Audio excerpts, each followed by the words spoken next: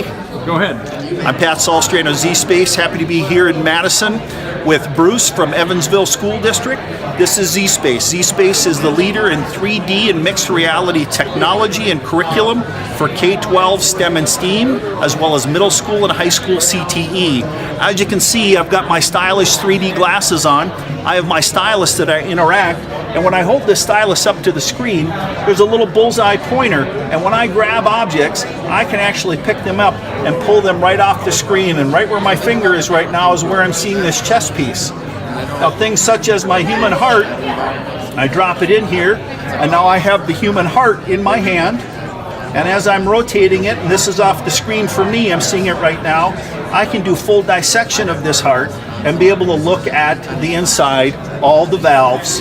As well, I could do an exploration with my camera, so when I pick this camera up, everything that I see through the camera is shown in the inset screen, and I'm able to dive right into this and look at a valve close up and understand which one's the bicuspid valve or the tricuspid valve.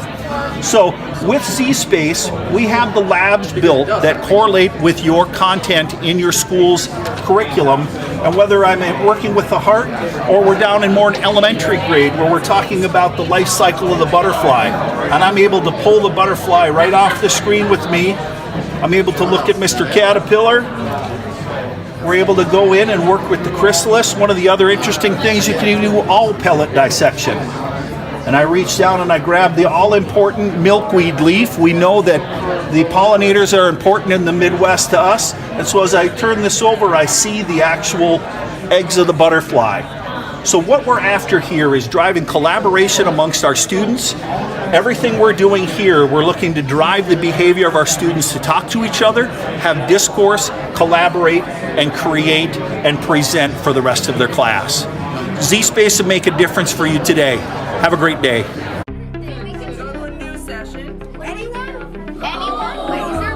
Z-Space was so great because we've worked with computers and then we've seen movies in 3D, but we've never got to really interact in 3D, so it's the first time you're almost a part of the actual machine. Our goal here in Plainview was to put these machines in front of as many students as possible within this 1 year. So when we found out about it, we all trampled each other to get towards the door so you can get on the computer first. Put on our 3D glasses, we were just all like, wow, and we just started seeing what we can create. And the lesson planning that went behind this, it really brings it to life. I can have kids engaged. Our 5th grade teachers during professional development from Z-Space were able to collect and put together a folder with all the lab experiences that they wanted to share. So now they have everything ready to rock and roll when they're in there with the students.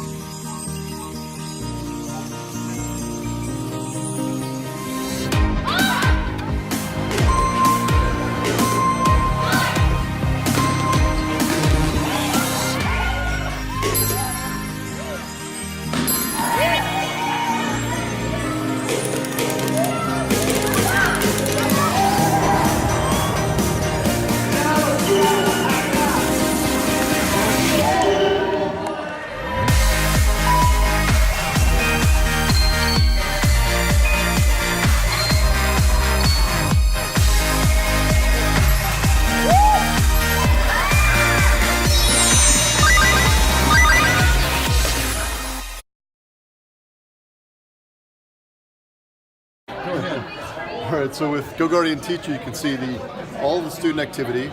You see the active tab, but maybe more importantly, you can see the inactive tab, what the students have going on in the background, so you're not walking around constantly playing whack-a-mole with them. The teacher can close down things that maybe are a distraction, like Drake videos. I have no idea what that one is, so we'll close that one too. But once the students realize that they can't get away from things, then it becomes more of an educational tool. The teacher can chat with students one-on-one to make sure the students are getting it without distracting everybody else or without embarrassing that one student. I'm on a demo mode right now. But then they can open up tabs. So if I find that Bianca is not, she's struggling a little bit, I can open up additional resources for her. It could be websites, another Google Doc, something else for her. I can do that for the whole class. Hi, I'm Veronica, and today we're going to take a look at Goguardian Teacher. So let's say I'm a teacher here at Hogwarts Academy, and my class has started, and I want to see what my kids are up to on their Chromebooks. Click right here on the card, go to session, and here I can see in real time what all my students are doing on their devices. So at a glance, I can see they're all over the place. I can see they have different tabs open, and maybe I want to get a deeper dive, see what Draco specifically is doing. Click right here. Okay, he's in his Gmail. We're doing some group study things, have some sheets open, wonderful. ESPN.com. Not necessary for today's assignment. So I'm going to go ahead and just remove that distraction for him. Go ahead and close that tab. So I just remotely, from my teacher station, closed that tab on Draco's device. I'm very happy about it. Draco, less so. So let's say a student is kind of getting off task and I need to bring them back to paying attention. I can actually send them a chat directly through Goguardian. All I do is click right here on this chat bubble. I'm going to click on Cho Chang. Please get back on task. Send. And then that message just popped up on her screen. Okay, hi, my name is Brittany Treff. I'm the Clever Touch Product Specialist, and this is the Clever Touch. There's lots of things you can use this board for in your classroom right now, and you can use it without the use of a computer. The Clever Touch panel itself has an Android operating system on board, so it's kind of like a giant tablet with touch. So for instance, you have notes. This is your interactive whiteboard. I'm going to keep it brief, but essentially you can have touch points, very smooth, other little tools embedded directly in here, so you can easily create lessons fast and keep going. There's also an option for slides. Okay, moving on. We have files, so you can plug in any flash drive if you want. There's storage on the device. You also have access to your cloud storage on here as well. You guys are Google School? Google? Yes, yeah, we're slowly becoming one. Okay, just OneDrive as well. I've been Google for a long time, but you know, Things there's change. a couple pokey slow ones out there. Yeah. So here you have just a browser. You can also log into your Google account right here and access anything from your drive. I'm doing some research on Netflix as we speak. Not that you guys use that in the classroom. No. Never. Clever Start. We have an app store. It has about 150 free, clean apps. Just search by category, age, or language, and just download and install. No codes needed. You don't need approval. Going back to my home screen. Once you install an app, it appears in apps. So again, this isn't a very intuitive process. It's supposed to emulate things that we use every day, such as our phone. And this is why. You could also hold it down, create folders, or eliminate your apps that way. Active button. Does this look familiar? Yes, because we see it on our phones. You can close out applications that way. There's also a split screen option. So for instance, you can have a video playing with your browser open on this side, and possibly have notes running on this side. Take notes as you watch your video. Is this hardwired to the internet or is this Wi-Fi? This is Wi-Fi. You could do both. Or either one. So you have a lock screen option. There are user accounts on the panel. You can have up to 5 users. Great for subs. So then you don't need to give access to your computer. You just have a login here. Provide them a flash drive. Give them whatever worksheets you want, and then there's no need for your computer to be used by a sub. But you could also create, don't look. I actually probably did too many. You can create a screen lock, so it's completely private. Before I let you go, comes with 3 different software. It's all included. You have a Lynx, which is a lesson creator, Snowflake, which is more like it's like app-based, or it's more like app-based, and then you have another one that's called Clever Math that is geared towards subjects. Lesson creator with interactive tools. We also have Clever Share. It kind of looks like a jail number, but that is your casting or mirroring ability. So if your students have one-to-one devices, or if you guys have your personal devices, instead of being plugged in, you can just type in that number into the software, completely untether yourself from the board, and mirror your device up onto the screen. That's very cool. And it allows for 4 screens at one time, so it's really cool. Okay, that's it. Our microphone, so I'll turn on my mic. So our mic, we have voice commands.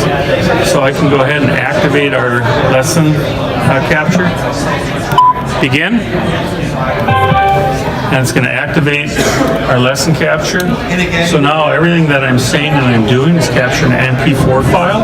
All right, so it's capturing everything here, the audio and the video. Finish? Yeah, I'm done. You're done. Yeah, you're all done. So we can finish simply by saying finish. It didn't. It's still recording. Let's try it again. It's listening here. Hold on. Finish. There we go. So it just finished my recording. And what it just did is it is uploading it to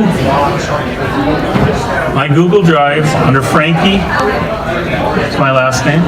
So what actually happened is that all I have to do is say begin and finish, and it takes that MP4 file, uploads it to where I've decided it to go, and we do that by creating this little template based on time, what you teach, and then it names it. And so now a kid, if they happen to be teaching, you're teaching right now, what time is it? Geometry class, I'm guessing, or general math. I'm not sure what time we have, but it would be up in my Google Classroom right now, labeled as geometry, and my student could upload it immediately. So if they happen to be home sick, or they wanted to review, they have access to it. Beautiful thing there for the teachers. Just the fact that they don't have to name the file, upload the file at the end of the day. It's already done for that. That makes sense? Makes perfect sense.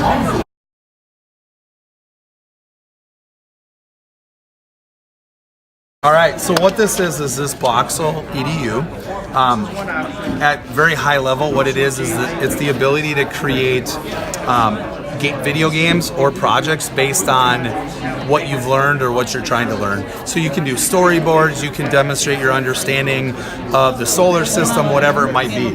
So what you do is you can go through a storyboarding activity. You can go ahead and actually create your board. Then what happens is you take a device, you open up the application, and when you do that, in the application you can actually scan your board, and it automatically creates a game out of it. So this board is exactly the same as what's on my screen. Now each color of a block has a different purpose. So green is terrain, red is hazard, blue is liquid. So you create that environment. But then also, and white. White is really important for education because this is the ability to add text and content to your game. So for example, if you want to hop through the different planets, each planet, when you land on it, you can have text pop up and tell you about the planet. And the kids are it's meant to be creative. Will this work on Chromebooks? Yep. So scan it, you have the game, and there's also example games in the back with what standard it hits. So I use the Space Explorer example. Usually what happens is people will use this for a couple of them and then they get their own ideas. But like documenting a historical event or talking about ecosystems or branches of government, you can create activities where students go through the game and learn at the same time.